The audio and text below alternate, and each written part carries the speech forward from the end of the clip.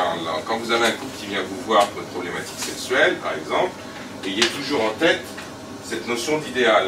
Et donc vous demandez à chacun, racontez-moi comment vous vous êtes rencontrés. Et vous aurez bien souvent deux histoires différentes. Ça, c'est un grand classique, là encore. Deux histoires différentes, parce qu'il y en a un qui va dire, ben voilà, la première fois qu'on s'est rencontrés, c'était à la MJC. Ah non, non, non. Moi, la première fois que je t'ai rencontré, je t'avais rencontré avant. Je t'avais déjà vu. Ah bon, tu m'avais vu. Mais pour lui, ça commence là. Pour elle, ça commence à la MJC. C'est-à-dire que l'histoire ne commence pas au même endroit. Mais qu'est-ce qui ne commence pas au même endroit? C'est la projection qu'on fait sur l'autre. Les projections se font souvent de manière décalée. Donc ce qu'on va projeter sur l'autre, c'est souvent quelque chose qui est de l'ordre de l'idéal.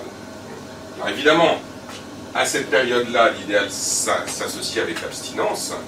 Mais lorsqu'on perd l'idéal, lorsqu'on a l'impression qu'on le perd, on rentre dans l'abstinence. C'est-à-dire qu'il n'y a plus de désir. Tout d'un coup, l'autre est désidéalisé et on va le désexualiser. Et c'est comment remettre de la sexualisation dans la relation alors qu'on est en diffusion.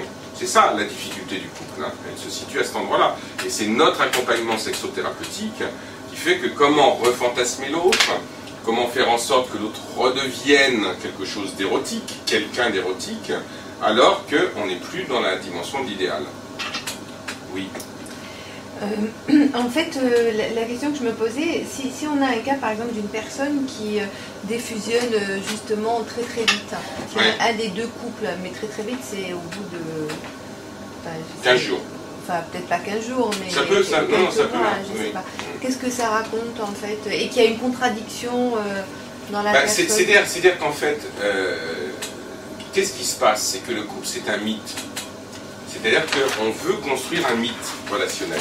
Quand on rencontre quelqu'un, alors, pas forcément en fonction de vous, vous ne pouvez pas être juge et parti.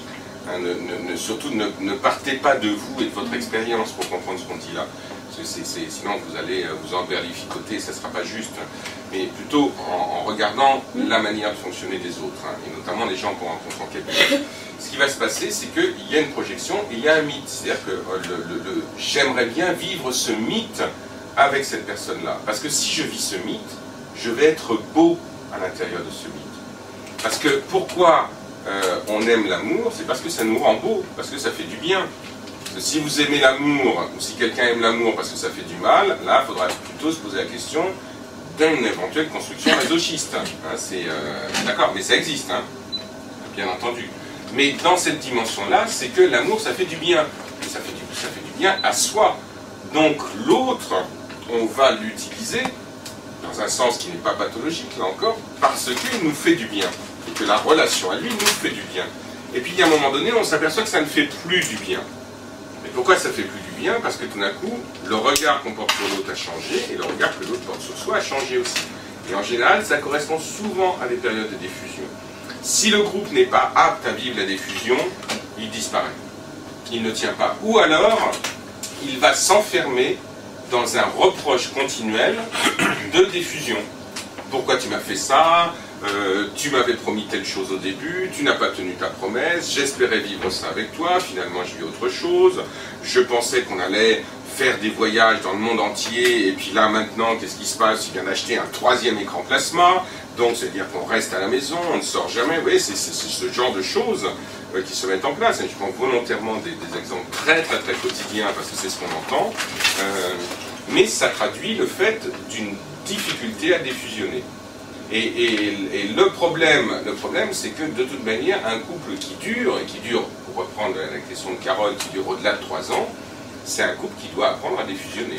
Et s'il n'apprend, parce que c'est valable à notre époque, parce que à l'époque de nos grands-parents, la question ne se posait pas. C'est-à-dire, je me marie avec un tel, donc je reste, il n'y a pas de souci. C'est-à-dire que la question du divorce, bien sûr que ça existait, que c'était possible, mais c'était pas comme c'est maintenant.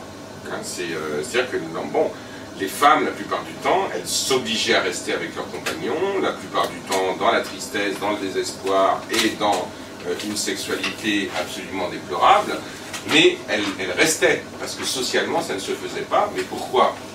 Parce qu'elles n'avaient pas d'autonomie financière. Elles n'avaient pas la possibilité d'être autonomes financièrement. C'est quand même là l'un des grands changements effectivement, dans notre époque actuelle.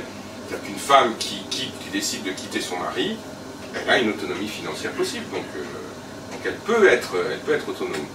Enfin, si vous vous rendez compte, il y a un siècle, c'était impossible. Hein, ça, je vous l'ai déjà dit, hein. Vous avez la possibilité d'aller à l'université sans l'autorisation de votre mari, que depuis 1936, vous pouvez ouvrir un compte en banque sans l'autorisation de votre mari, que depuis 1966. Donc c'est-à-dire que l'autonomie financière et l'autonomie d'éducation de la femme, c'est très récent. 36, c'est rien. Avant 1936, les femmes n'avaient pas le droit d'aller à l'université. Ça leur était interdit. Les femmes n'avaient pas le droit de penser. Donc n'avaient pas le droit aussi de s'autonomiser et de pouvoir faire des études pour pouvoir avoir la possibilité d'être autonomes à un certain niveau de salaire. Donc quand les femmes travaillaient, elles faisaient des tâches subalternes, bien entendu, toujours au service de l'homme.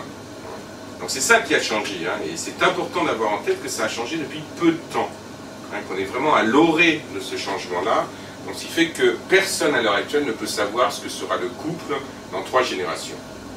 Parce que c'est tellement en train de changer, c'est tellement des registres et des critères différents de ce qu'on a connu il y a quelques générations, que personne ne peut savoir ce que ça va devenir. Mais ça ne veut pas dire que ça va devenir quelque chose de déplorable, hein.